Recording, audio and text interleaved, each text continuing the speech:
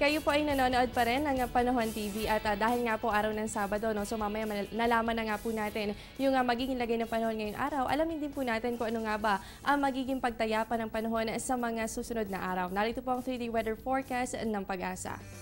Para po sa Baguio City, asahan po natin dyan ang mahihinang pag-ulan simula bukas, araw ng Linggo hanggang sa darating na Martes. At ang agwat po ng temperatura sa loob ng 3 araw, yan po ay nasa pagitan naman ng 12 to 23 degrees Celsius.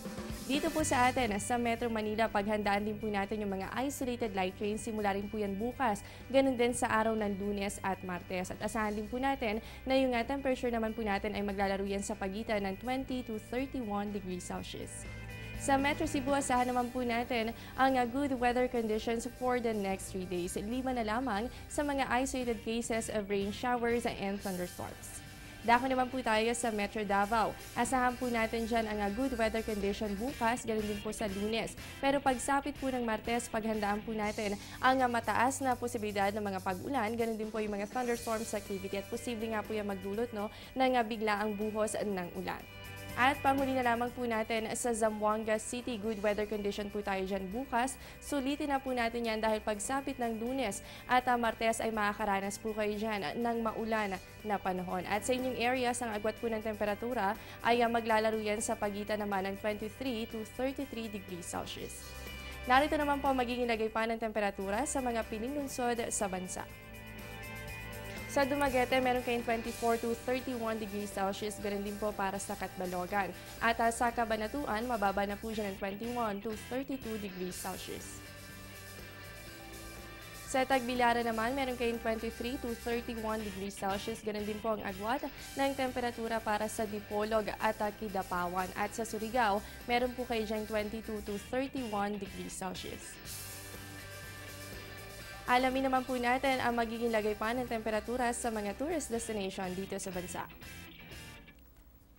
Sa Anilao, Batangas, meron kayong 22 to 29 degrees Celsius. Ganoon din po ang asahan para sa Puerto Galera. At sa mga kababayan po natin sa Banawe, meron kayong 10 to 22 degrees Celsius.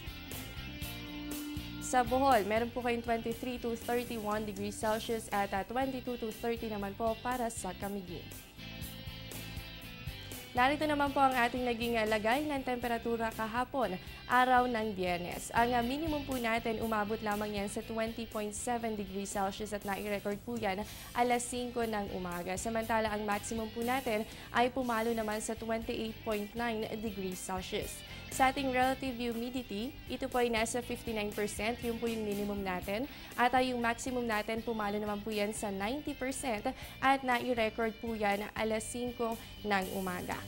At bukod po sa daily weather condition, narito naman po ang farm weather forecast mula sa Pag-asa.